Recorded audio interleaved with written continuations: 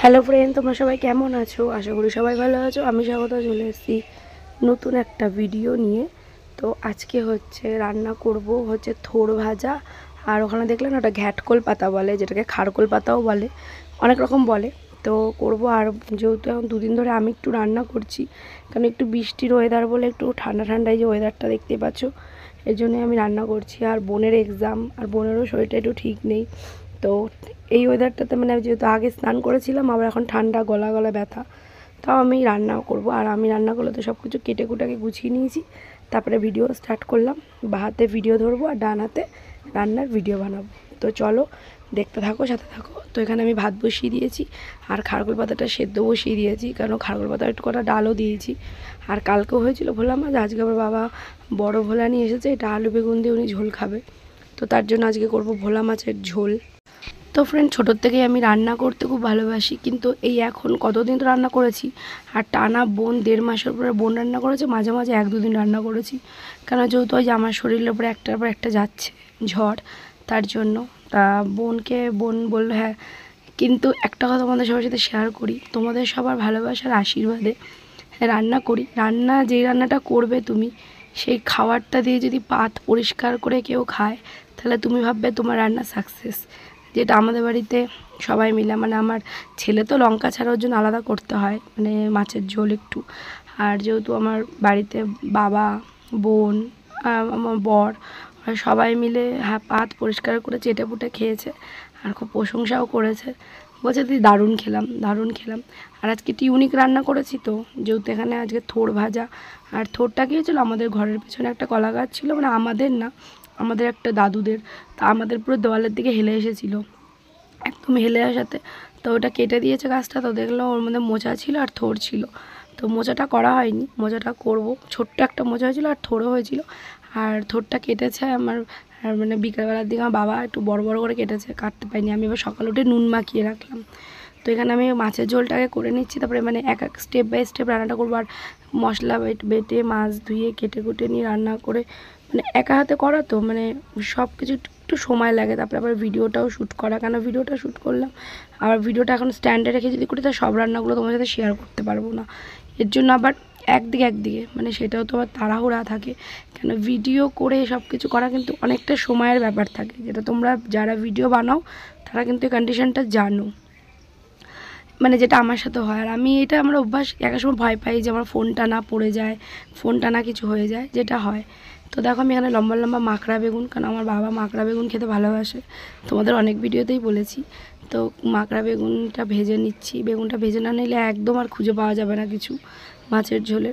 আর অনেকে আমাকে মেসেঞ্জারে বলেছো যে আমার থেকে অনেকের অনেক রান্না জেনেছো, শিখেছো, তাদেরকে আরও বলি যে তোমরা যদি কেউ যদি রান্না, তখন সবাই পারো, যদি কোনো রান্না মনে হয় যে শিখতে, আমার ভিডিও থেকে তোমরা শিখতে পারো বা শেখো, তো অবশ্যই ডেফিনেটলি তোমরা আমার ভিডিও থেকে শিখতে পারো।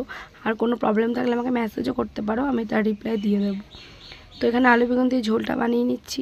আর আজকে যেহেতু ঝিরিঝিরি সারাদিনই একটু একটু থেকে বৃষ্টি হচ্ছে, আর বৃষ্টিটা যেহেতু হচ্ছে, দেখো কোনো দিকেই মানে শান্তি নেই। বৃষ্টিটা যেহেতু হচ্ছে, তো এখন আবার আজকে সকাল থেকে ঢোক গিলতে পারছি না, গলা ব্যথা। ভাবলাম বৃষ্টির ওয়েদার একটু জমিয়ে কাজ করব, যেহেতু কাজ আমি করতে, মানে এত গরমে আমি করতেই পারছিলাম না, এতবার স্নান করেছি। এখন যেহেতু আবার ওয়েদারটা নরম হয়েছে, এবার সেটার অ্যাটাকটা দিচ্ছে। এটাই হয়, মানে কোনো পরিস্থিতিতেই তুমি ভালো থাকতে পারবে না, এটাই হচ্ছে কথা। তো যাই হোক, ভালো থাকার চেষ্টা করি, ভালোভাবে চলার চেষ্টা করি। আর আমার বোন আমাকে একটা কথাই বলে যে দিদি তুই অনেক চুপ হয়ে গেছিস। আমি চুপ হয়ে গেছি একটাই কারণে, যে হ্যাঁ সত্যিই মানে চুপ হয়ে গেছি আমি অনেকটাই, মানে ত্যাগই তো ছোটোবেলার থেকেই, সব কিছু বুঝে এখন আমি চুপ হয়ে গেছি। কেন আমি সত্যি এখন আর আমি তর্ক বিতর্কে যেতে চাই না, কেন সত্যিই চাই না, এটা তোমাদের সাথেও শেয়ার করছি। সবাই না, একটা জিনিস দেখেছি, সবাই সব কিছুই দেখে, কেউ কিছু বলে না। তো সেখানে নিজেও আমি মনে করি হ্যাঁ বললে হয়তো আমাকে অন্যরকম রূপ দেবে সবাই। অনেক কিছু চোখের সামনে দেখি, অনেক অশ্লীলতাগিরি দেখছি, অনেক কিছু দেখছি, কিন্তু ওই যে আমি আমি একটা কথাই বলি যে সবার যদি চোখ দিয়ে দেখে মুখ বন্ধ রাখতে পারে, তাহলে আমাকেও সেই জায়গাটায় কি প্রতিবাদ কার জন্য করব, কেউ যদি পাশে না দাঁড়ায়। তো ফাইনালি দেখো আমার মাছের ঝোল হয়ে গেছে, আর তোমাদের সাথে গল্পও করছি। তারপরে আরও অনেক রেসিপি আছে, সেগুলো শেয়ার করব, পুরো ভিডিওটা দেখো, খুব ইন্টারেস্টিং একটা ভিডিও। তো এখানে দিয়ে দিচ্ছি সর্ষে আর শুকনো লঙ্কা ফোড়ন দিয়ে আমি বানাবো হচ্ছে, যেটা আমি নুন দিয়ে মেখে রেখেছিলাম। একটু বড় বড় হয়ে গেছে থোড়টা। আর সত্যি থোড় খাওয়া তো শরীরের পক্ষে ভালো, ডেফিনেটলি আমার তো উচিতই খাওয়া, কিন্তু খাওয়া না। আজকে একটু পরিমাণ করে আমি বেশি খেয়েওছি। কেন খেয়েছি? থোড় খেলে নাকি হিমোগ্লোবিনটা নাকি ভালো হয়, প্রেশারটা ভালো থাকে, মানে নর্মাল। এমনি আমার প্রেশার লো, মানে সত্যি পুরো লো প্রেশার আমার। তো প্রেশার তো খুঁজেই পাচ্ছিল না, যাই হোক। তো সেটাই দেখছি যে অনেকে অনেক কিছু করছে, অনেকে অনেক রকমভাবে রয়েছে। মানে যেই জায়গাটাতে যাই না, মানে কোথাও যদি যাই সেখানে মানে একরকম পরিবেশ ছিল, এখন আবার অন্যরকম পরিবেশ হয়ে গেছে। তো চোখের সামনে আমরা দেখেও সেটাকে দেখছি, কি বলবো, কাকে বলবো, তাই না?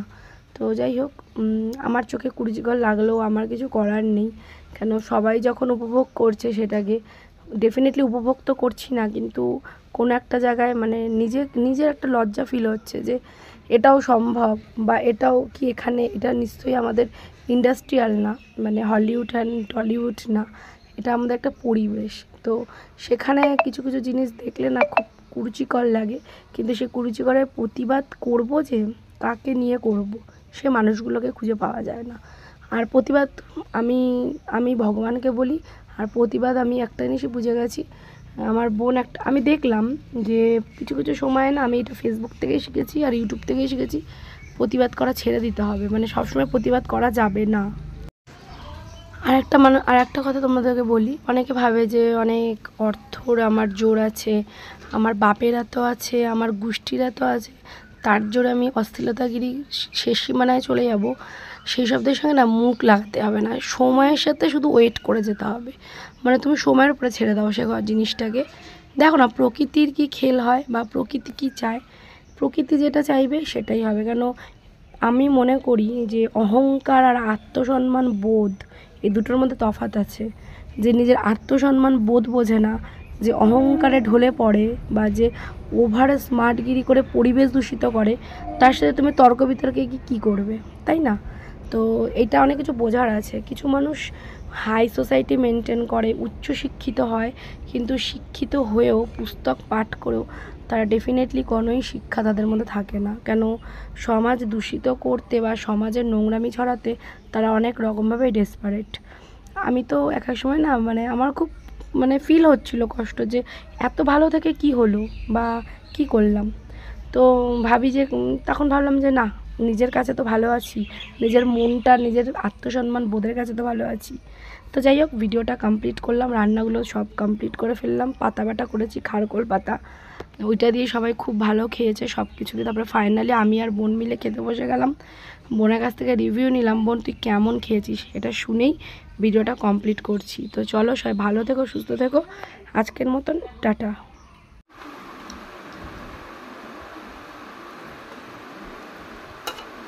পাতা বাটা খেয়ে বলবি কেমন হয়েছে, রান্নাটা কেমন হয়েছে বল। ভালো হয়েছে?